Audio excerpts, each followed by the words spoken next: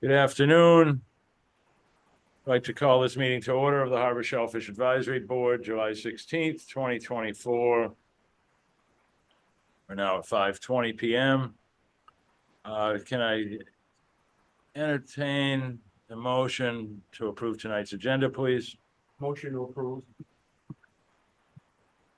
Second. Motion's made by Mr. Anderson, seconded by Mr. DeCosta to approve tonight's agenda. All in favor, Mr. Anderson? Aye. Mr. DeCosta?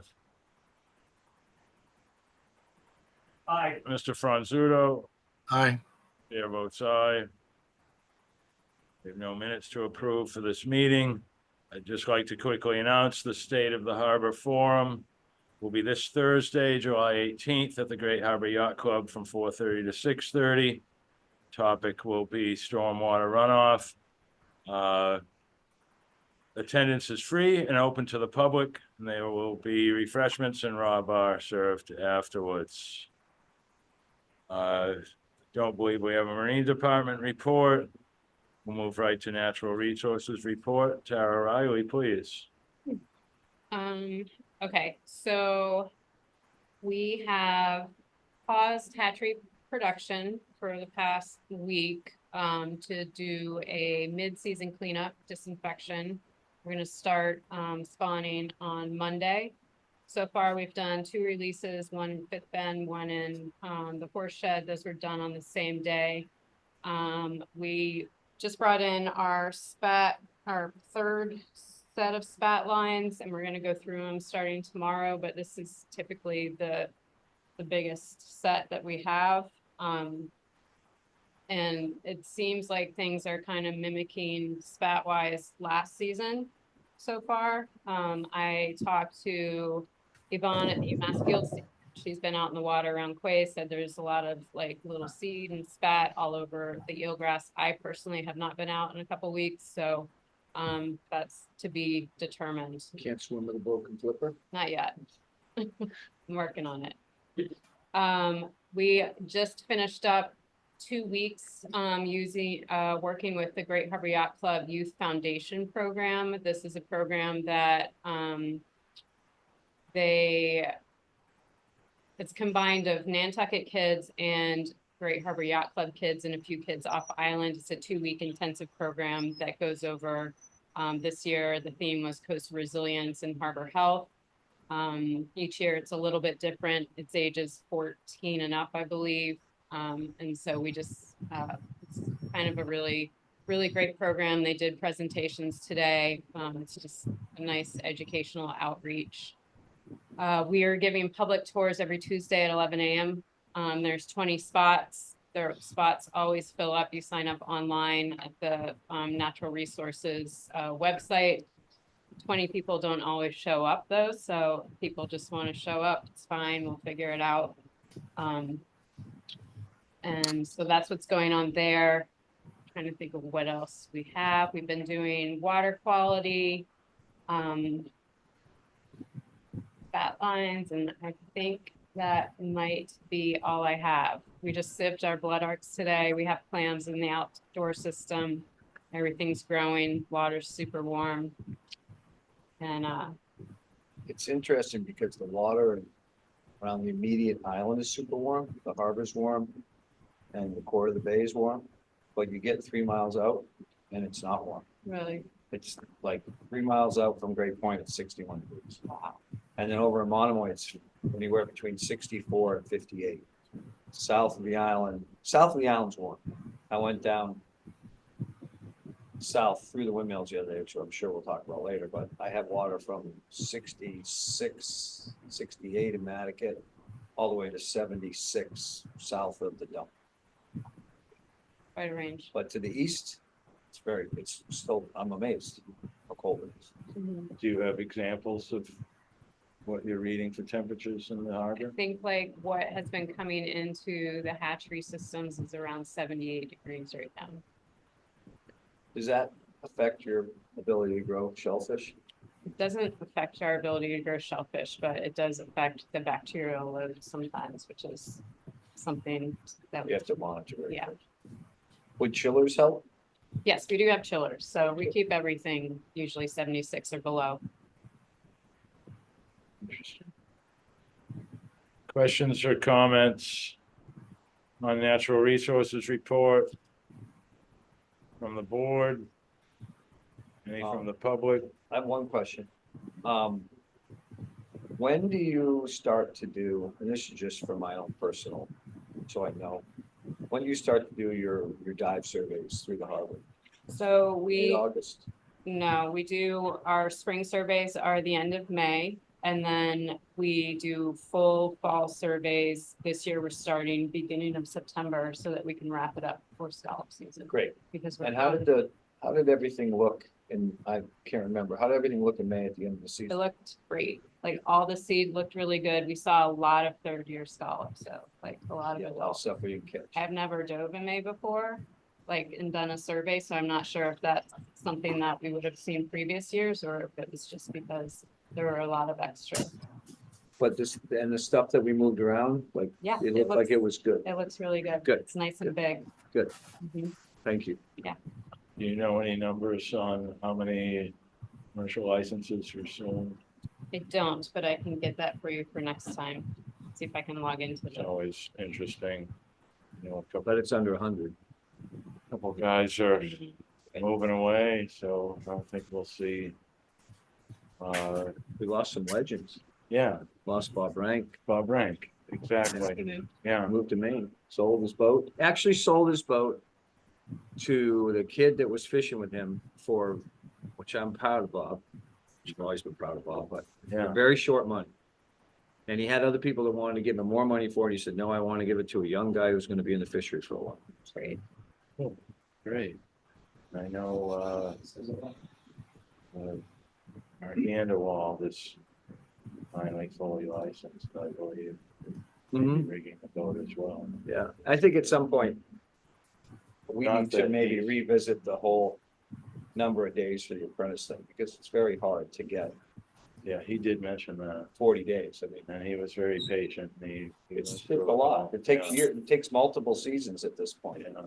especially with, you know, it's changed from when I remember when it first went into place, and if I walked into the natural resources and said XYZ is apprentice with me for 40 days, it was taken that he had apprenticed with me for 40 days. And now JC wants, you got to notify him every time you take somebody, and he wants to log it to get the 40 days. 40 days.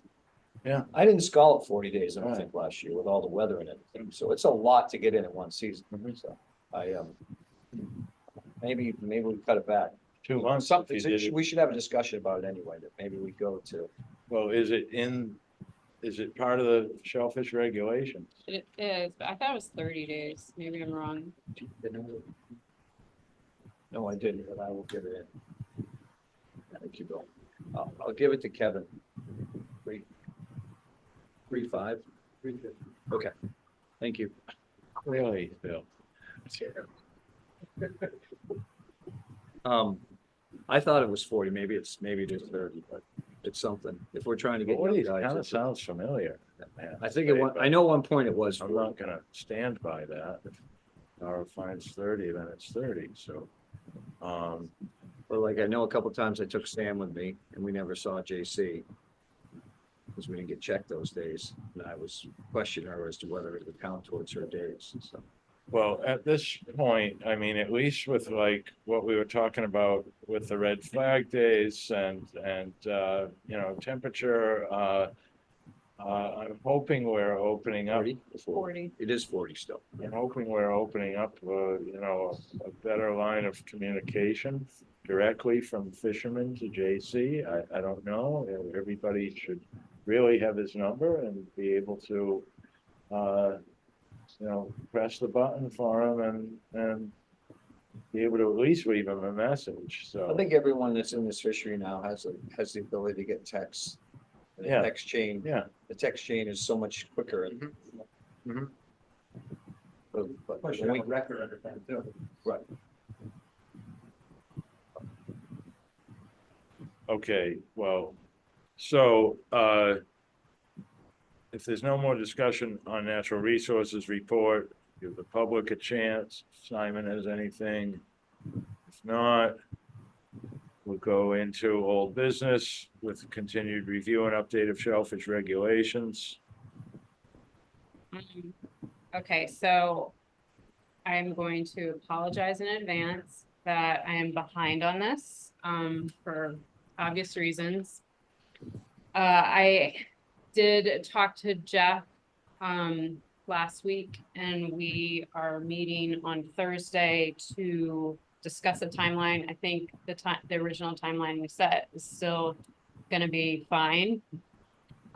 If we end up coming up against a timing issue for approvals, I think that we can look at what we need exactly to start the commercial season and kind of triage the important things, like getting 6 bushels or whatever that is. And then if we have to present everything as a whole slightly later, we could do that, but I'm still pushing for everything to be on time and in place for scalp season. I'm not exactly where I thought I would be right now for today, but I will get there. I don't believe an apology is necessary. This has been extensive and you want to get it right. And if you have to condense it down to meet timelines, We can piecemeal it if we have to. yeah, that's, I mean, there's you a know, lot that's of stuff in there acceptable as besides well. just scallops. So, we can concentrate on the scallops for November 1 or for October 1 or whatever one, and then we can do the other stuff over the course of the winter. Yeah, Don't. the aquaculture could be separated out, And, maybe. and the conch, it's not like anybody's conking in the middle of the winter, as long as we have it in place for the spring and, Okay. eels and everything else for that matter. It's on my mind though, and I just didn't want you to think I was not. I think we're I close. don't think any of us. Yeah, are gonna have that I, thought. a All right, couple so of good please discussions probably would get it. relax. So is there anything we can discuss tonight? Like Bob has just brought up the apprenticeship. A lot of things have been brought up. Jim Sherlin has brought up a lot of items. Mr. Franzuto as well, and so it's a lot for you to digest and work out on paper, Tara, so we I understand that. have it all right here on one sheet from Jim Sherlin's, and then also from the last meeting where we were talking about the different boxes and broken boxes with John Logan. I have all of that, Mhm. and then I'll add in the decreasing the apprentice days as a discussion item. Like, what do you think is reasonable? I think personally, I think 25, that's the number to kind of. Okay.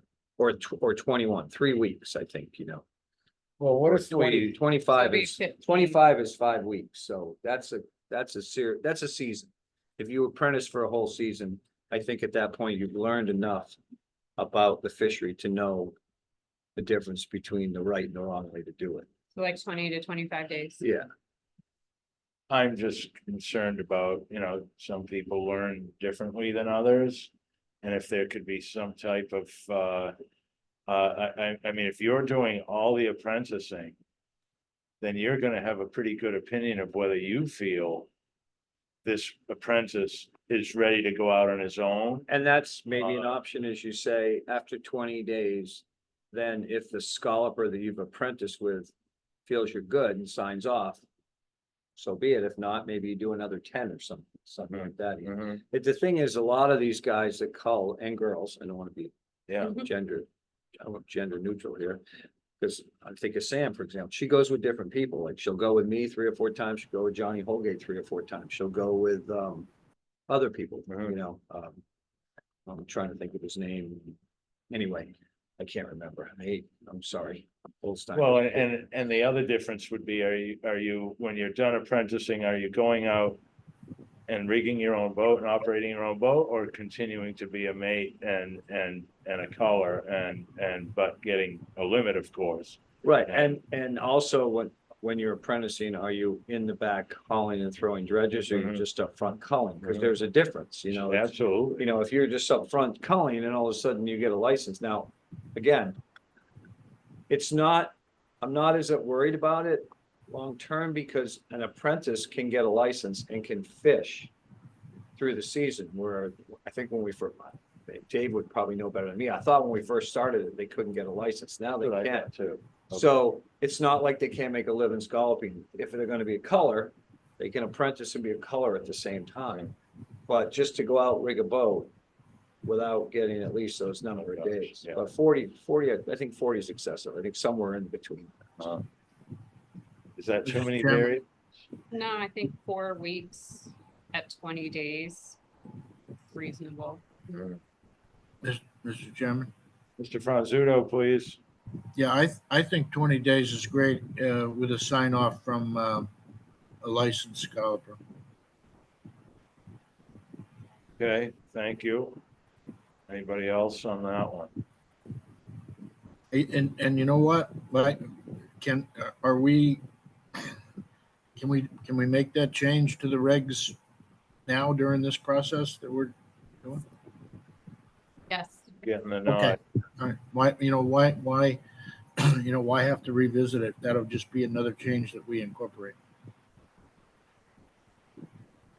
Yeah, I mean, the fisheries changed so much in the last 5-10 years. When we first wrote these regs, I mean, Yeah. you know, when we wrote these regs, people were towing 10, 12, 13 dredges and they were putting heavy weights on them and, no one does that anymore. Nope. We just, And you also don't have 100 guys fishing either. well, Right. half the guys now have gone to 4 dredges a day. I'd say half the fleet fish 4 dredges. They find it more efficient. Really? Yeah, they call and go, call and go, call and go.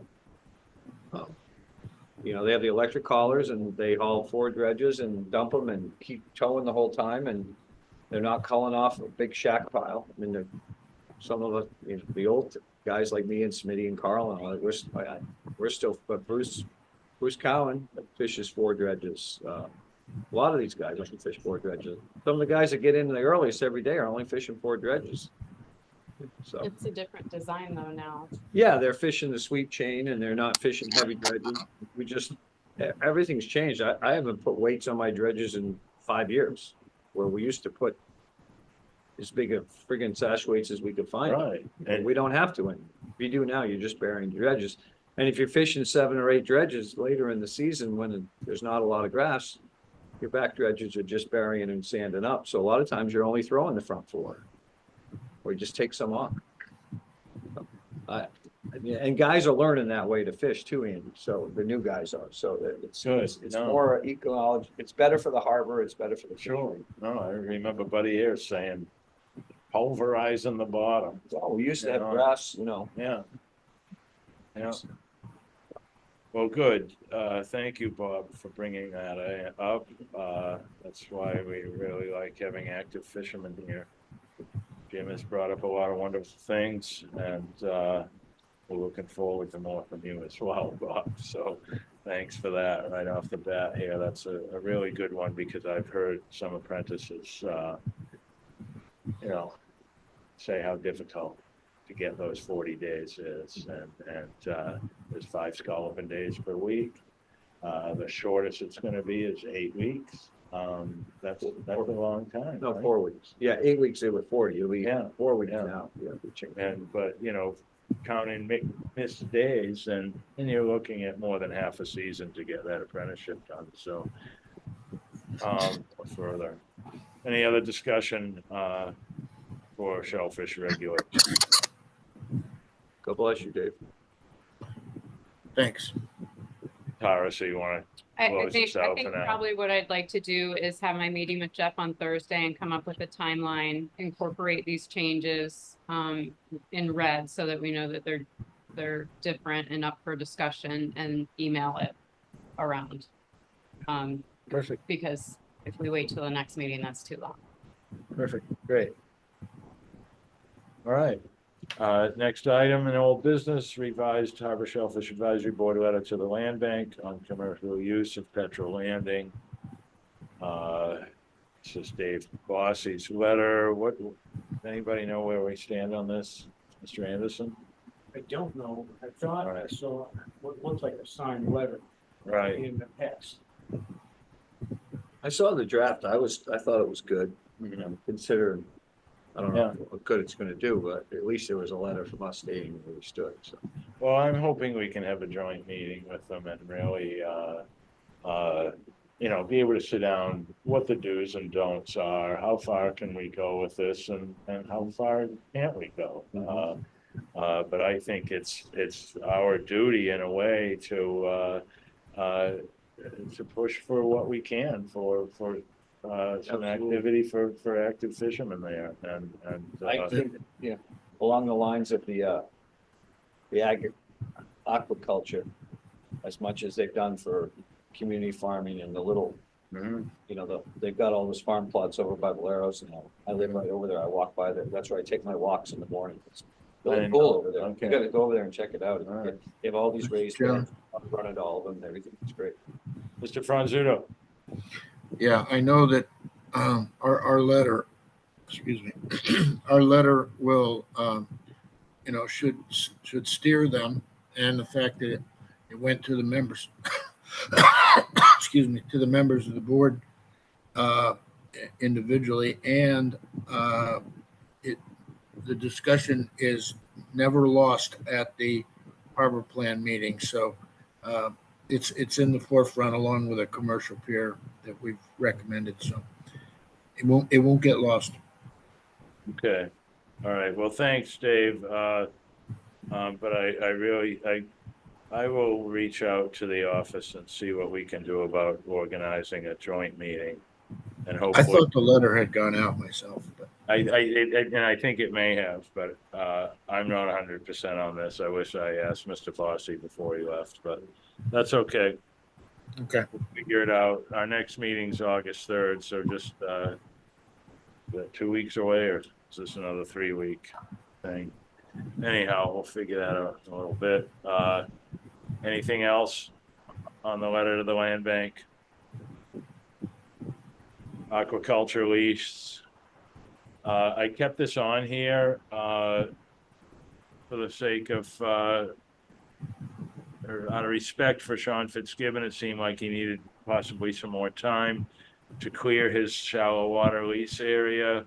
From what I've heard, he has cleared it and is looking and moving forward as best as he can. So, I mean, if anybody wants to have any discussion on this, that's perfectly fine because it is here on the agenda. Tara, do you know anything as far as, can you clarify that he's met the requirements asked of him by Jeff and I know JC? that it was moving in a positive direction. Okay, well, good. So they're not, like, he's not gonna be facing any fines or, Not that I'm aware. okay, all right. And I told him that, you know, if he felt he didn't have anything new to discuss at this time, he can always come back to us and get on the agenda, for whatever he's working on to move forward with. Sounds like he'd like to find some shallow water, even if it's in Natticut.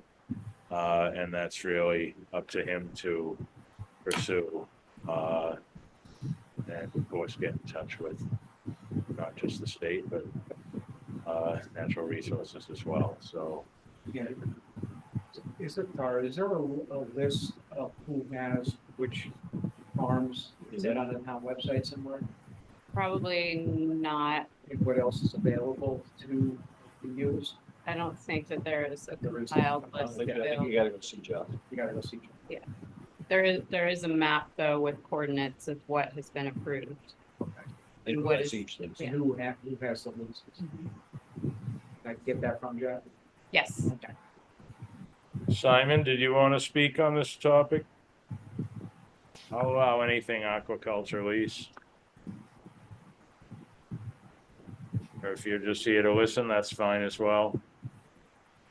Simon, No, I'm cool. I just was just finding out what was going on. I just wanted to Yeah. know where things stand. That's all. Okay. All right, you Try heard and the, keep up. you heard Go the ahead. discussions, you heard the discussion so far? Yes, I have. Okay, thank you, Simon. If you have Hey, no anything, worries. if you had anything you'd like to add, say so now. No. We'll be moving on. No, I'm all good. All right, All right, man. thank you. Thank Sal. you. All right. Always a pleasure. Good to have you on board. Health of the harbor, pollutants and microplastics, Well, something there's new our- or? There's our segue into what just happened in the Vineyard Winds.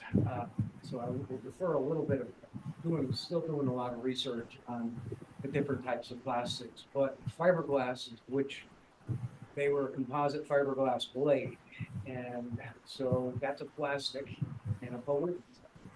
So I kind of like want to find out as soon as we can what the extent of that plastic debris has gone to the island. I mean, obviously they've shut the beaches down indefinitely.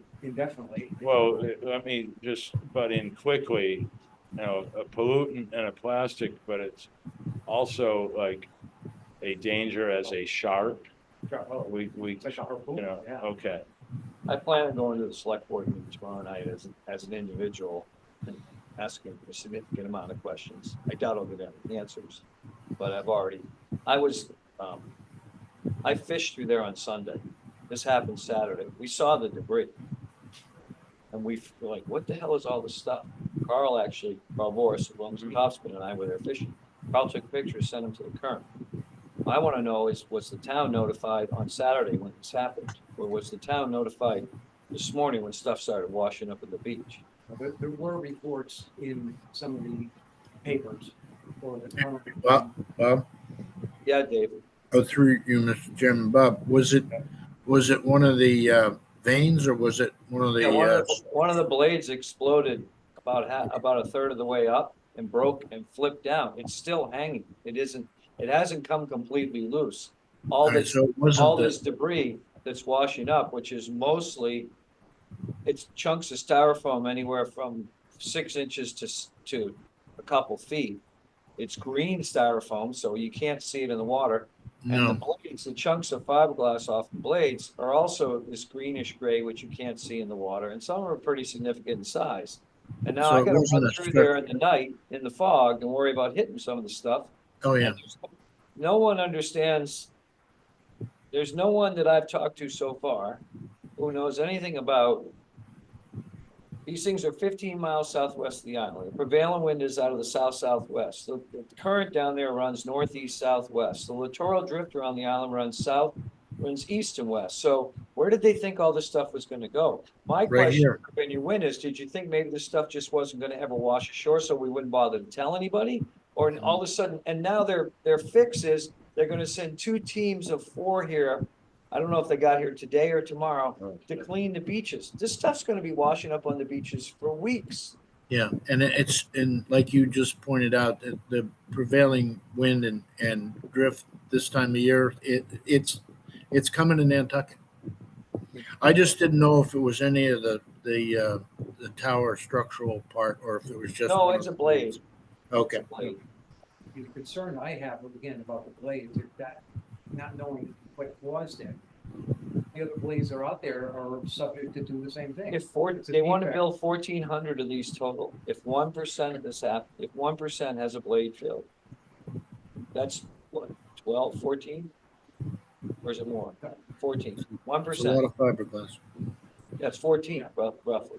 So every time a blade breaks, we're gonna get the stuff on the South Shore, I mean, I've got plenty of fiberglass splinters in my career at working on boats. They're not fun. No. You can't No. see them. You gotta wait for them to fester up to get them out. Now, some little kid walking down that beach steps on one of these. I mean, at the very least, they should be buying the town a couple of those rakes that they pull behind 4-wheelers to rake these beaches. This stuff goes all the way from Matticat to Sconset. It's Yeah, not. we used to it's have not a those small rakes. area. We used to have those rakes. I don't know if we still do. Wow. All right, one at a time, guys. So, yeah, I was under the impression that like the entire blade came off and I was wondering if it was connectors, but that failed, but now No, there's the way pictures of it. and so the blade actually broke and where it's connected is still connected. It's hanging down So, and they yeah. have the jackup barge there from what I can see, trying to figure out how to disconnect it. Uh, But then they have to do they have to do some type of analysis on the blade, why it failed. Yeah. You know, are these things X-rayed? Are they? I mean, are we gonna ever get answers to any of these questions? Probably not. Right. This is all gonna get swept under the rug, and under the good neighbor agreement, I don't know how much noise we can make. That's the Well, other thing. But, you know, as far as, you know, the good neighbor agreement at least includes, we're supposed to be one of the first ones notified with new information. And on made whole anything. of any damages, it says Yeah. that in. So, not that that's a whole lot, but it's something we can hold them accountable for. Well, You know, as far as the, you know, how much can be said, you know, you can't be suppressed. You want to speak as an individual, you're welcome to speak as an individual. no, I'm going to And- speak as the and- charter captain who has Yeah. to drive through all this, not Mhm. as a member of SHAB. I'm not gonna bring up the fact that I sit on SHAB. I just. I mean, there's a lot of questions that we all have because we drive through there in the dark and in the Yeah. fog a lot. And it's not just, there's several boats that go south a lot fishing and. You know. I don't, Well, honestly, I mean, no, at this point, you won't be speaking for Shab, but I'd like to say that I would entertain that if Shab as a whole wants to write a letter to the select board and present it to them in person and read it out loud about this good neighbor agreement, that I would entertain that. I think. Andy, at this point, this is so fresh Yes, that I think come our August meeting, if we haven't gotten questions to answers or answers to questions. Then maybe at that point, we write a letter saying, you know, these are our concerns Mhm. going forward, because this is. These things aren't even commissioned yet. We already have one that's broken, so what's gonna happen later on? I mean, we haven't had a wind over 40 knots. We have not, since Right. they put these blades on. right. So what's to say that we get a big easterly in the winter when these things ice up, or a hurricane, God Mhm. forbid, or something like that, you know? We're gonna have, I don't know, hopefully Okay. it just, this had a bad, you know, who knows? All right, I just want it to be known that I'm willing to entertain discussion about it here, because at this point, the select board has not notified us about the good neighbor agreement that we're supposed to be, Well, you know, what would you gagged about, so, Mr. Chairman, Mr. Franzuto. yeah, I certainly wouldn't be opposed to Bob saying that it was discussed at tonight's SHAB meeting and that we're aware of it and we're concerned. I feel very comfortable with Bob saying that. Thank you, Dave. if it's the pleasure of the board, I will say that, you know, we discussed it, and we have ongoing concerns about where we're going forward with this and the good neighbor agreement. You know, the timeline is what I want to know about, you know, when, I mean, they supposedly the Coast Guard was notified on Saturday. Now, I believe they put it out in the notice to mariners, Dave. I didn't hear it myself. I don't listen to the notice to mariners every day, so I can't say if it was actually out there on Sunday, but I mean, I drove through there at 5:30 in the morning in the twilight in black fog. Luckily, those big pieces were right there. I could have hit one of those things. Sure. I did, luckily, but you know, I guess if that would have been on me, because if it was on the notice to mariners, I should have listened to it before I went through there. But yeah, my real concern is, you know, we're a tourism-based economy. I don't care what anybody says. We scallop in the winter, but besides scalloping, everything around here revolves around tourism. It's the middle of July and we're closing the entire South Shore beaches for an indefinite number of days. Yeah. You know, how are we gonna be made whole by that? By Vineyard Wind? And every person who goes fishing, surf casting, potentially can't do that either. And this stuff isn't gonna just stay on the South Shore, because the way the currents go around the island, and if the wind swings around to the northwest like it's doing now, it'll end up in Mattakit, it'll end up at 40th Pole, it'll end up at Great Point. Yeah, Jim I mean, Shea we all remember the koi bags Mhm. from Sankaty and where they all ended up. Yeah. You know, Yeah, the all steamship over. ran over going down the channel. Remember that? That was, So- that was the Eugene. And this is Rath. styrofoam. This stuff floats forever. Yeah, Anyway, all right, well, out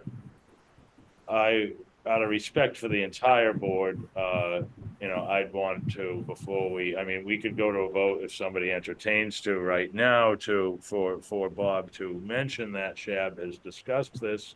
Or as Bob said, we have time, of course, and next meeting's in 2 weeks. If we have a full board, I would like to have, the opinion from each board member and how they feel that we go on this. And of course, if it's a majority, not a super majority, so to speak, as long as it's more than four or more, I'm willing to continue to entertain discussion on this. I'd make a motion that we allow Bob to raise our concerns to the select board about the impacts of tourism, fishing, navigation to the select board. And a more formal statements coming, And and also to find out what the true cause is of the timeline. somebody want to second that as a motion? Second, You heard it, Mr. Franzuto? please. Yes? No, Okay. I did hear it. Yeah. Oh, okay.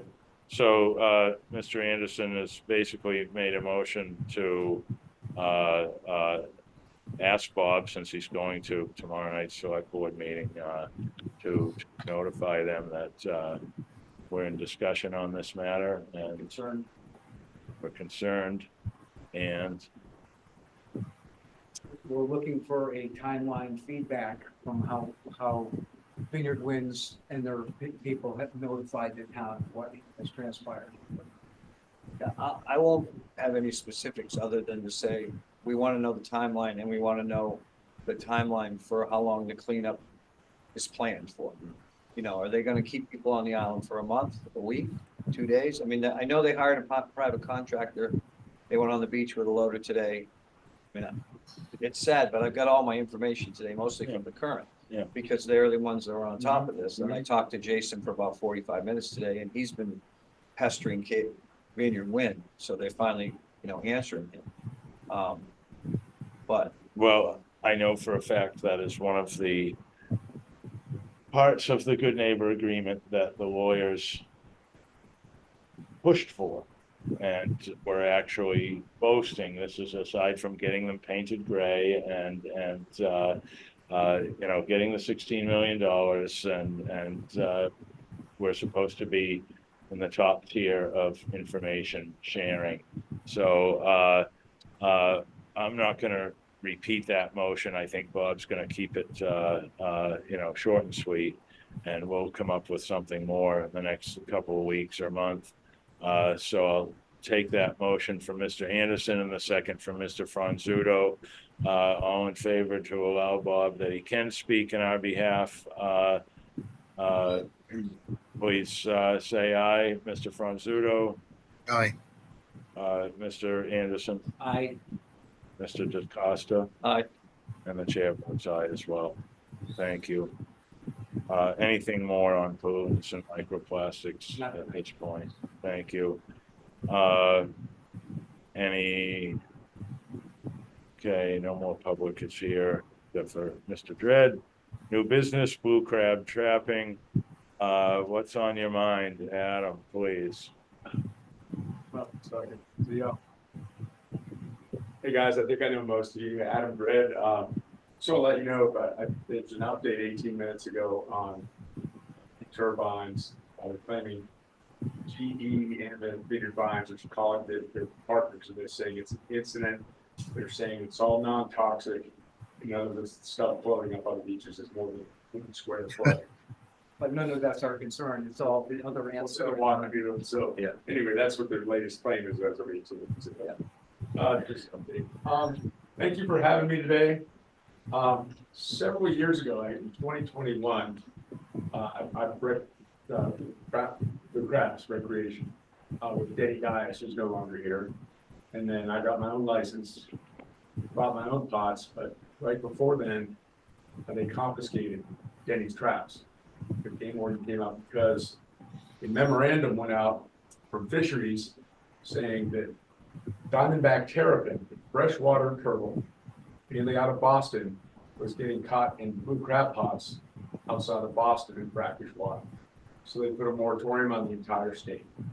So I reached out to fisheries and asked for a spatial exemption for us, and I suggested the vineyard too, because no one has ever seen a diamondback terrapin within 50 miles of this island. It's a freshwater turtle, and again, I've been running into walls. I'm coming to you guys for help, perhaps taking a position on it, at least with the town, and try and get this open up again.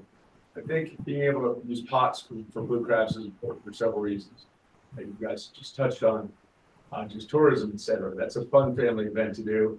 It's a sustainable food, but even bigger now is we catch green crabs in those same pots that get in there by accident, which are invasive to our shellfish and they're cutting eelgrass. So it's a win-win. Blue crabs are in no danger of extinction. There's more than plenty of them. And there are none of those turtles here.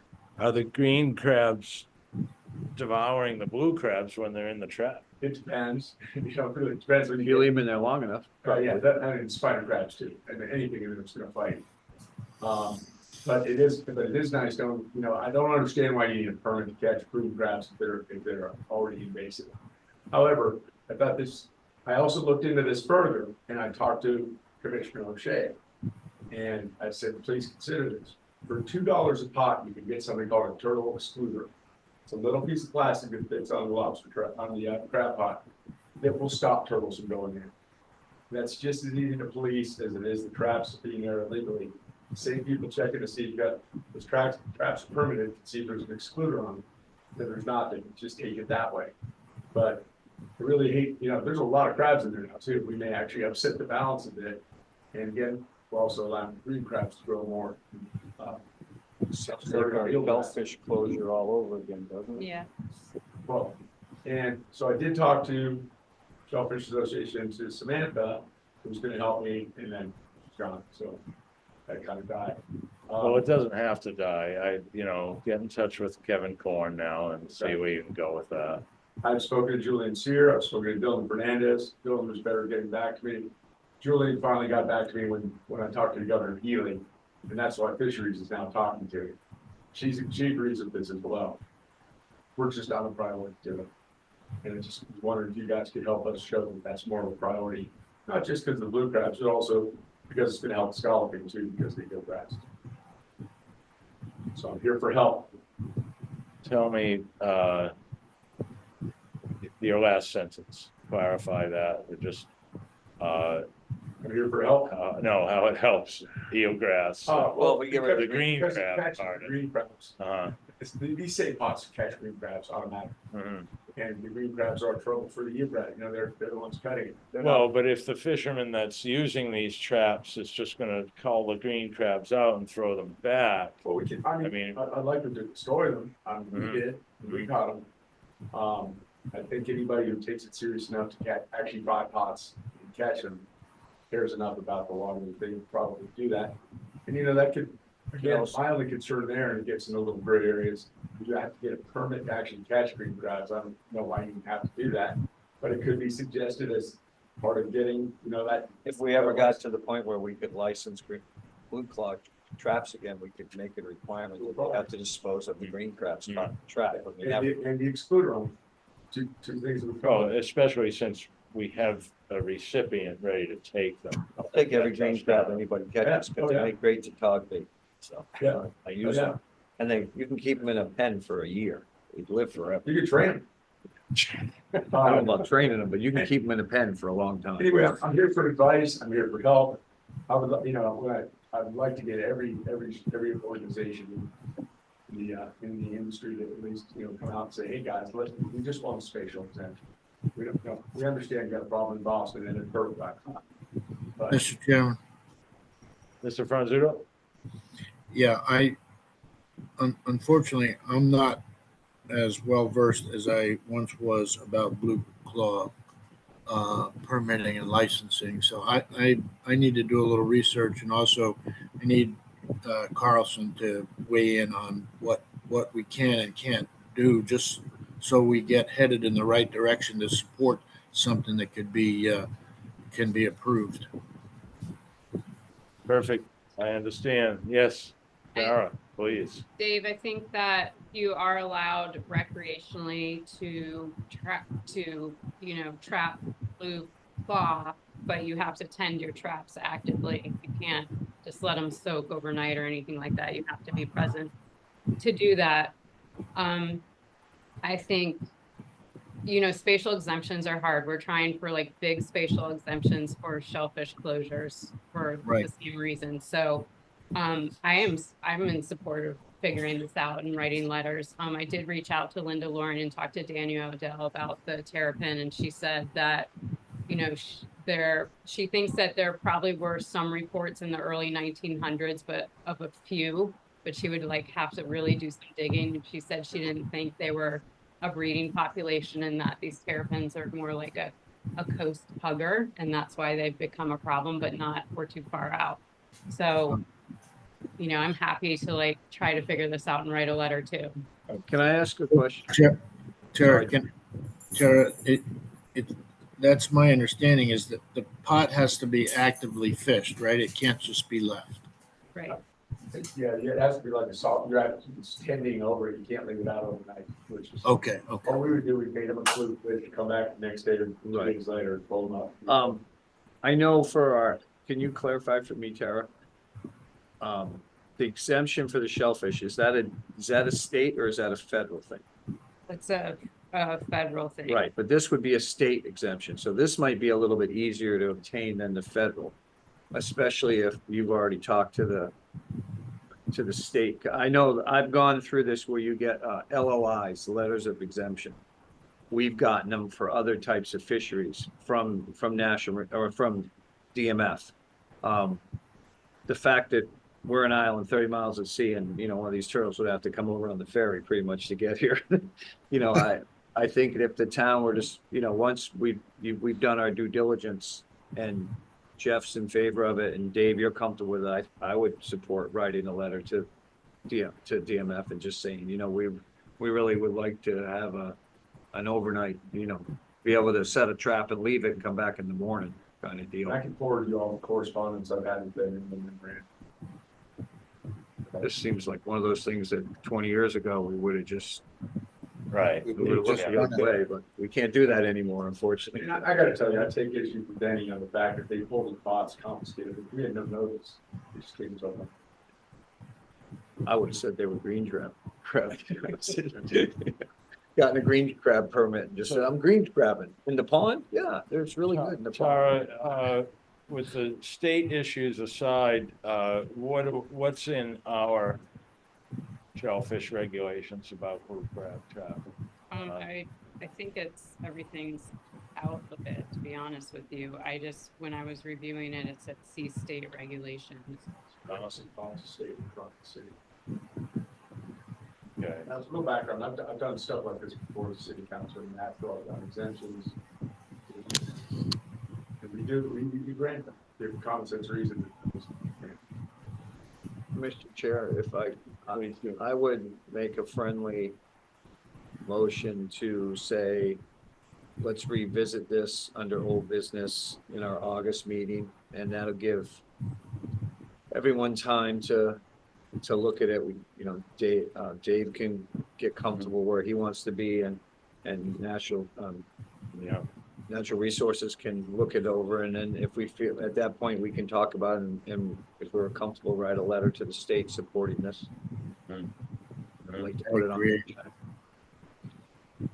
So Tyler, do we need to make more changes to the fines or the? We could add that in the winter if we get the exemption, if and when we get the exemption from the state, then we could just put a change in the shellfish regs.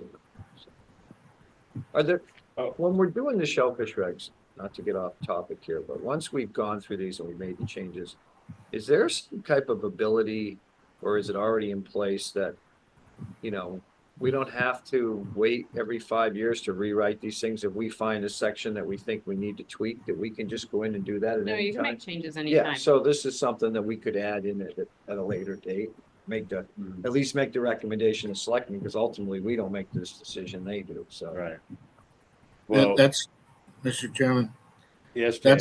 that's just to remind you, Bobby, that's the benefit of having it in a regulation is you can do what we're doing, have a public hearing, and it goes into effect and you don't have to wait. Okay, Bob, you made a friendly motion. If you'd like that to continue with a second and a vote, no matter what, we would continue this to our next meeting. in I old don't need business. to, I'll withdraw the motion, and I just, as long as it's on our next meeting. It'll and definitely be on the agenda. Under old business, Yeah. I'll be happy with it. And, just, so let's just, give notice to the board to scrub up on some information on this, so, we know what we're coming in 2 weeks, talking about with some more detail.